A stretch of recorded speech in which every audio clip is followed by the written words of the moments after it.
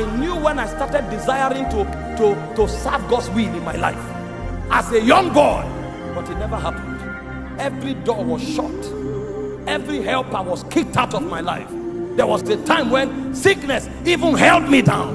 And when I was checking, what is the answer? And God told me, it takes power to advance my kingdom. If you don't have power, you will carry the kingdom and die with it. So when we are talking about power, we are talking about the glory of God. When we are talking about power, we are talking about stopping Satan. When we are talking about power, we are talking about advancing God's agenda. Some of you see people doing God's work, advancing God's agenda. You appreciate them, but you think it's about the suit they wear. I was like you. I bought many suits that many general overseers wore, but nothing happened in my life. Until I discovered what you wear is not a suit, what you wear is power.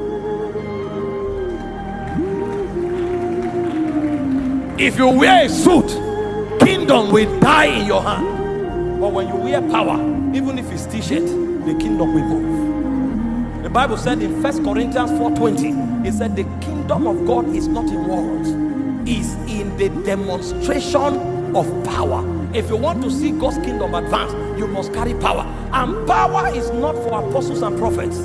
It said these signs shall follow them that believe. Power is for every believer, because every one of us is a kingdom agent. If you think only prophets can manifest power, you will be shocked that you are robbing yourself.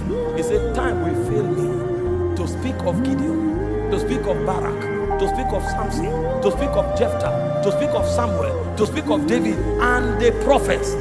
He said, who through faith subdued kingdoms, obtained righteousness, shut the mouths of lions, quench the violence of fire. He said weak men made valiant in battle, and they put to flight the armies of the alien. When he now finished with prophets, he now said, and women received their dead back to life.